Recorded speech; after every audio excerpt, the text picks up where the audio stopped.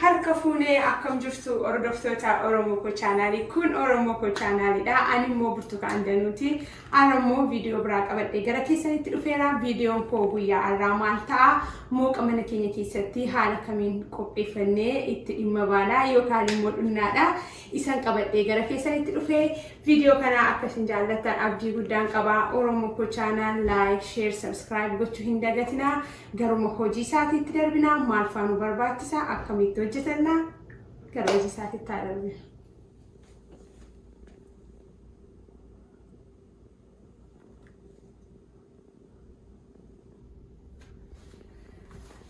Wantooti mooqa hojjetachuudhaaf na barbaachisanii warrootaan as biraa qabudha. Maalidha innis? Inni kuni mooqaa fi kan na barbaachisu daakuu mooqaati jechuudha. Inni kun biyyattiin hojjetamee naa dhufee daakuu mooqaadha. Kan gosa garaa garaarraa hojjetame jechuudha. Daakuun isaa isadha. Bishaan na barbaachisa. As biraa immoo aannan qaba. Inni kun sukkaaradha. Ashaboo akkuma fedha keessaniitti xixinneessitaniitti godhattu. Qodaan inni kun immoo kan nama daakuu kana itti rukutadhuudha. Warroota kanaanin amma gara mooqa hojjechuu koositti darbaa. Garuma hojii isaatiitti darbaa. Anuma faana tura. Amma maalan godha jalqaba irratti jechuudha. Bishaan ammuma fedha keessanii jechuudha. Baay'ee hin baay'isinaa. Inni irra kaa'adhees jira. Kan inni daakuu itti rukutadhu jechuudha. Isaa jalqaba eegan kanatti godhadhee booda daakuu ammuman barbaadu jechuudha. Akkuma isin argitanii kun akkas gootanii gara kanatti daakuchaa jechuudha. Yoo qodaa qadaada qabu qabaattanis qodaa qadaada qabutti naqxanii rukutuu isin dandeessu akka nama bassoodha rukutatutti. Angaruu haala kana eegan godhee booda qallisuudha. Akka yeroo isa abiddarra jiru bishaan keenyatti nannu hinjaraa hin gurannee fidha kun jalqaba asitti rukunnee bishaan cabbaadhaan ituu hin guratini gara sanatti dabarsifannaa jechuudha. Amma maalidha kuni xiqqoo ishee jalaa furdatee bishaan xiqqootti dabaladha.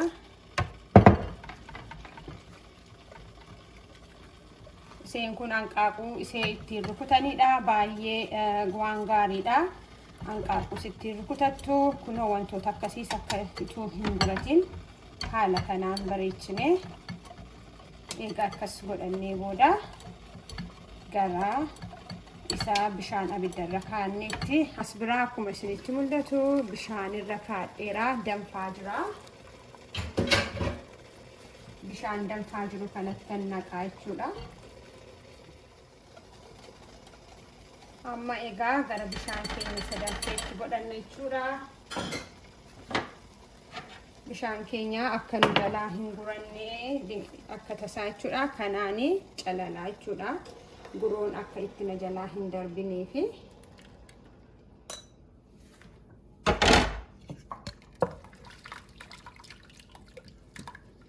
Amma akkas godhee eeganitti naqadhee booda akkuma tasaa yennaa guroo qabaate jalatti sin darbaa sin jalaa darbee akka sin jalaan fokkisnee fi haala kanaan xiqqoo ishee kan gulate isa qabu haala kanaan jalaa baafattu jechuudha.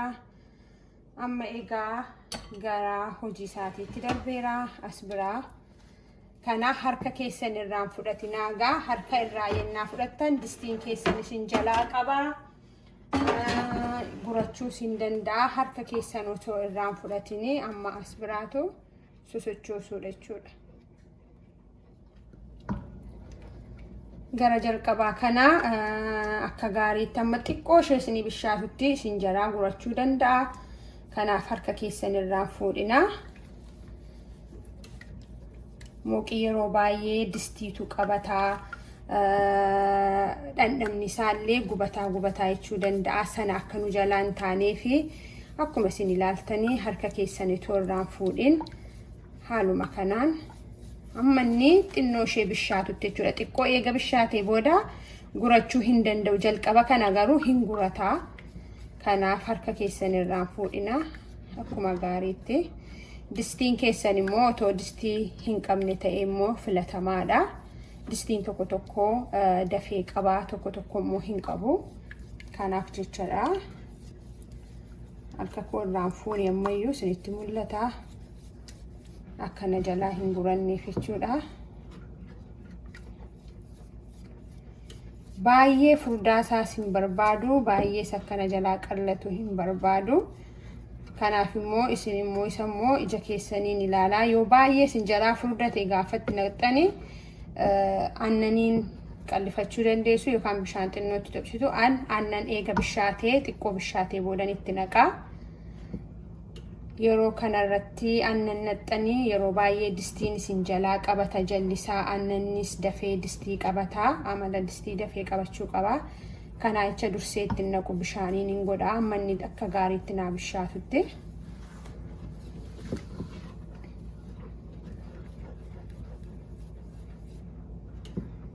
Amma egaa akkasa silaa hin sardu amma xiqqoo ishee harka baay'ee harka nama dadhabsiisa. Amma xiqqeessaa yoon akkas godhe sin guratu jechuudha. Amma gaa jala baafadheera.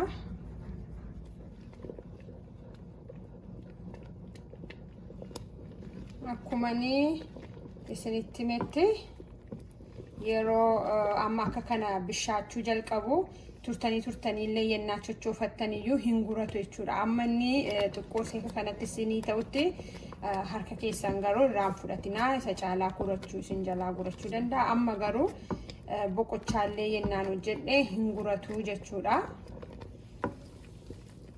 Asitti waa tokkoyyuu hin nannee as biratti amma daakuudha, bishaan duwwaadha, sukkaara hin qabu, ashaboo hin qabu, aannan hin qabu jechaadha. Eega xiqqoo ishee bishaanni wajjin akka kanatti bishaatee booda sukkaaras yoo itti naqxanii ashaboo seennaas itti naqxanii amala distii keessan isin jalaa qabachuu qaba. Jala dhaqee akka inni distii keessan hin qabannee fi dursitanii sukkaara, ashaboo, aannan keessanis itti hin godhinaa jechuudha. Ani egaa mana kootti akka kanatti ni hojjetadha. Distiin koos akkana jalaa hin qabnee fi amma distiin koo jallisaa hin qabne.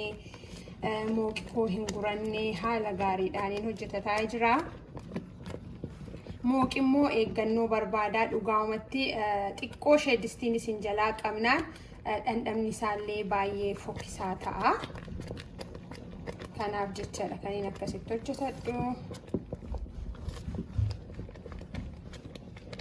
Viidiyoo mooqaa kanallee hojjechuu yaadne komentii jalatti namni baay'een keessanii na gaafattanii eega baay'een keessan barbaaddanii gaa'edheen gara hojjechuu isaatiitti dhufe. Yeroon kun nu biraa mooqorraa amma ishee kana akka gaariitti eega akkasitti hojjetanne booda ijoollee kootii wajjin itti naannofnee dhunnaa jechuudha.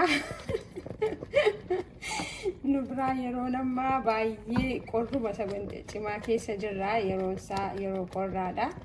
Yeroo qorraa kana immoo bifa kanaan hojjetannee yennaa dhunnee baay'ee gaariidha. Nanna keenya nuuf ho'isaa.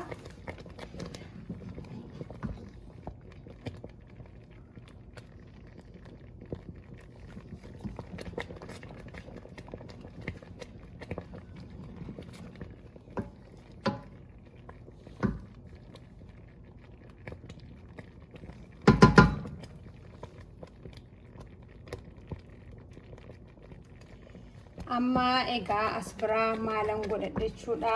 Mooqa kootti aannan koo isan sila qopheeffadhe kunoo ammuma fedha keessanii isiniin jedheera. Aan kana tokkoon qopheeffadhe amma isanitti godhadha. Aannanni keessanii mooqi keessan silallee yennaa furdaa ta'ellee amma isiniif qallata jechuudha argitanii.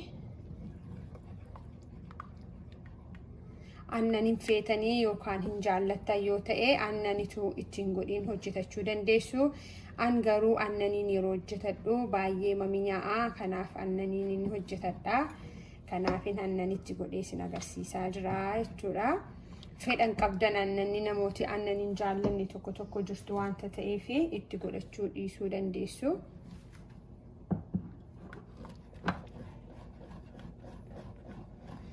akkuma ilaaltan egaa amma aannan koochi godheera. Egaa aannan itti gootanii booda sukkaaraa hanguma fedha keessanii jechuudha. An badaatti hin baay'isu. Fallaana kana lamaan itti godhadhe jechuudha. Soogiddaammoo xiqqoo umashee fallaana sana walakkaa wanta ta'u jechuudha. Badaan baay'isu. Isaan kana wajjin immoo xiqqoo ishee eegan akkasitti bisheessee booda deebiin isinitti dhufa. Anuma faana tura. Waan biraatti nanni amma sukkaaraa, ashaboodha, aannan jechuudha warri kun amma.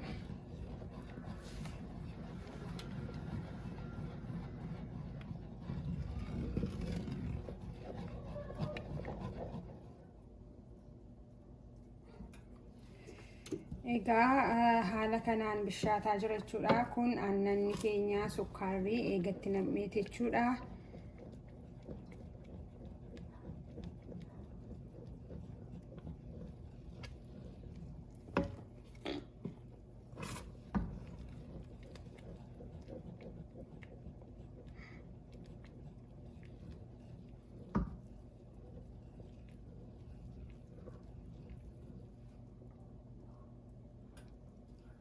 Mooqi keenya haala kana fakkaatuun qaqqabaa jira.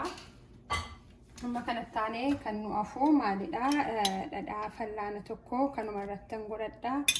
Isin immoo yoo dhadhaa baay'inaan barbaaddan itti godhachuu dandeessu. Ani garuu kana asitti itti godhadhee amma buufannee dhuguu duwwaan nu hafa. Namooti tokko immoo gaafa buufatanii qodaa irratti naqachuu jaallatu. An garuu wajjinuma akkasitti bisheessee san dhiyeessuutu natti tola. Ijoolleen koos waan dhuganii fi akkasumatti qopheeffannee dhunna. Haala kana fakkaatuun egaa akka gaariitti eega akkasittiin isinii bishaatee booda itti dhaanfattanii qodaatti naqattanii dhuguu duwwaa tafaa. Amma immoo buusee maal akka fakkaatu isinitti agarsiisa.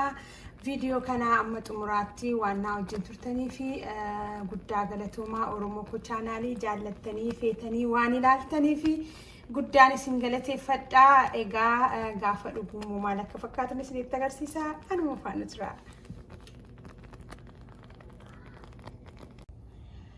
Egaa bifa kana fakkaatuun mooqi koo raawwatee qophaa'eera. Karaa lama isinitti agarsiise. Namooti irra keessatti haala kanaan dhadhaa godhatanii dhuguu barbaaddanii haala kanaan egaa akkas gootanii makattanii booda dhugaatiidhaa fi qaqqabeeraa dhuguu duwwaadha jechuudha kan nama afu. Kun akkasiin ilaaltanii bareedee nuuf qaqqabeeraa. Kunoo haala kana fakkaatuun guroo tokko hin qabu. Waa tokkoyyuu dhandhamni isaallee bareedaadha. Haala kana fakkaatuun jechuudha. Inni kun immoo sira distii keessatti dhadhaa xiqqoo itti naqeera. Isa duwwaadhaan jechuudha. Kun immoo kunis haala kana fakkaatuun dhuguu fi qaqqabsiifanneerra jechuudha. Egaa kan feetaniin hojjetattanii gargaaramtu. Akkasiin viidiyoo kana jaallattan abdii guddaan qaba. Baay'een isin jaalladha. Bakka jirtanitti nagaan gooftaa isiniif haa baay'atu. Bye bye. Fayyaatti naa tura.